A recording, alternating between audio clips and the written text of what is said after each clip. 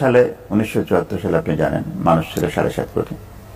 তখন কিন্তু খাদ্যের অভাবে দুর্ভিক্ষ হয়েছে। আজকে বাংলাদেশের পপুলেশন 18 কোটি। বর্তমান যে পপুলেশন গ্রোথ আছে এটা যদি এভাবেই চলে তাহলে 2050 সালে এই পপুলেশন হবে প্রায় 25 কোটি। 2100 সালে আমি বলছি বর্তমান গ্রোথটা যদি এভাবেই থাকে, বাড়তেও পারে কমতে পারে, বাট এভাবেই থাকে, সেই পরিসংখ্যান বলছি আপনাকে, তাহলে 2100 সালে হবে 35 কোটি। একই সাথে আপনি মনে রাখবেন বাংলাদেশের 4 যোগ্য জমি কিন্তু বাড়বে না, এই অতিরিক্ত পপুলেশন কমে যাচ্ছে, আপনার কমবে। তাহলে আমাদের সবচেয়ে বড় চ্যালেঞ্জ কোথায়? যে এই যে বর্ধিত জনগোষ্ঠী যেটা আসছে তাদের ফুড সিকিউরিটি নিশ্চিত করা। আমি এখন তো ফুড সিকিউরিটি শুধু বলবো না, নিউট্রিশনাল সিকিউরিটি। ফুড সিকিউরিটি মানে শুধু ধান হলে হবে না, খাদ্য এবং পুষ্টি নিরাপত্তা লাগবে। তো সেটা একটা বড় চিন্তার জায়গা, যেটা আজকে টপিকটা আপনাকে ধন্যবাদ জানাই সুন্দর সিলেকশনের জন্য, যে কিভাবে ইনশিওর করা যাবে। হ্যাঁ, ডেফিনেটলি চাষে ইতিমধ্যেই এগ্রিকালচারে অনেক পরিবর্তন এসেছে। এর মধ্যে ইরিগেশন সিস্টেম চালু হয়েছে, মেকানাইজেশন হয়েছে, আধুনিক প্রযুক্তির ব্যবহার হয়েছে। এগুলোর মধ্য দিয়ে কিন্তু আজকে বাংলাদেশে বর্তমান যে খাদ্যের উৎপাদন প্রায় 4 কোটি মেট্রিক টন উৎপাদন হচ্ছে। যদিও একটা শুভঙ্করের ফাঁকি বিগত সময় বলা হয়েছে, লম্বা সময় ধরে আমরা খাদ্যের স্বয়ংসম্পূর্ণ, কথাটা সঠিক নয়। খাদ্যের স্বয়ংসম্পূর্ণ হন তাহলে আপনি ডাউল আমদানি করেন কেন? চাউলও আমদানি করা হচ্ছে। খাদ্য মানে শুধু চাউল না, খাদ্য মানে চাউলের সাথে ডাউল আছে, তেল আছে, মশলা আছে, পেঁয়াজ আছে, আপনি সবই আমদানি করতেছেন। আবার বলছেন খাদ্যের স্বয়ংসম্পূর্ণ, এটা সবেরই কথা। ইভেন যে রাইসের কথা বলেন সেটাও কিন্তু আপনি যেটা বললেন যে প্রতি বছর কিছু না কিছু কিন্তু ইম্পোর্ট করা হচ্ছে, তাই স্বয়ংসম্পূর্ণ বলা সঠিক নয়।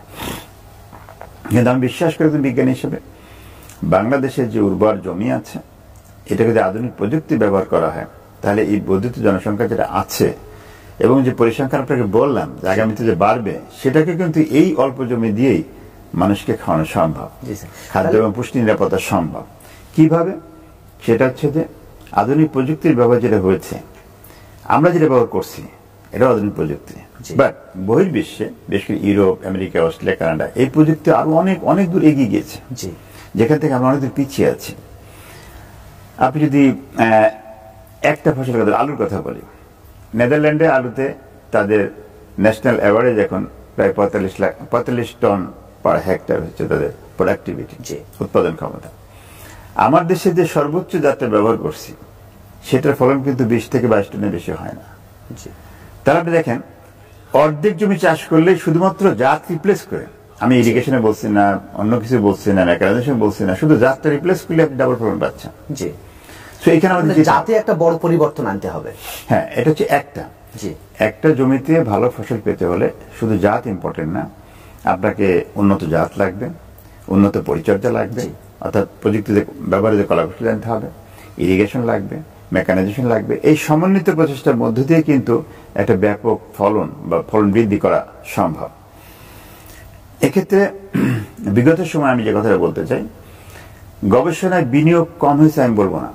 আমি একজন সায়েন্টিস্ট মানুষ ছিলাম, কৃষি গবেষণাতে বাংলাদেশের জাতীয় গবেষণা সিস্টেমে প্রায় 20 বছর প্রধান বিজ্ঞানী হিসেবে কাজ করেছি।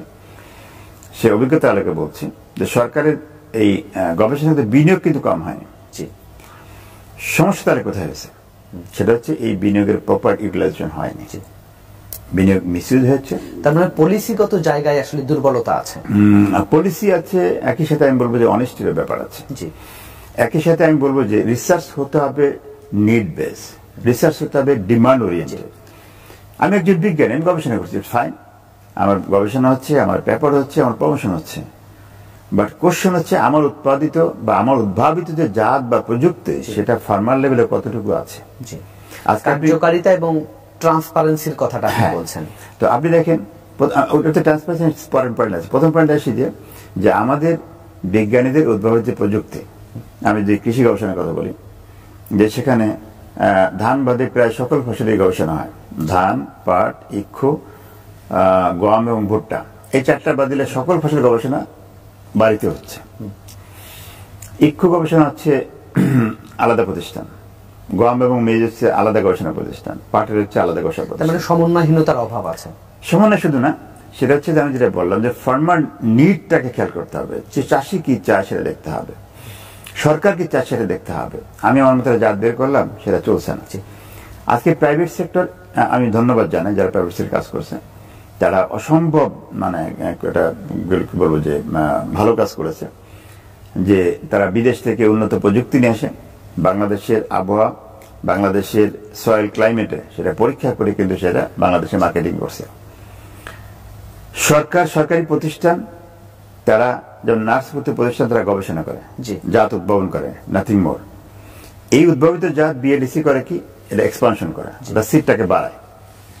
আর সম্প্রসারণ বিভাগ যেটা আছে, কৃষি অধিদপ্তর, তারা এটা দেশব্যাপী প্রদর্শনীর মাধ্যমে, মার্গদর্শনের মাধ্যমে সারা দেশে এক্সপানশন করে।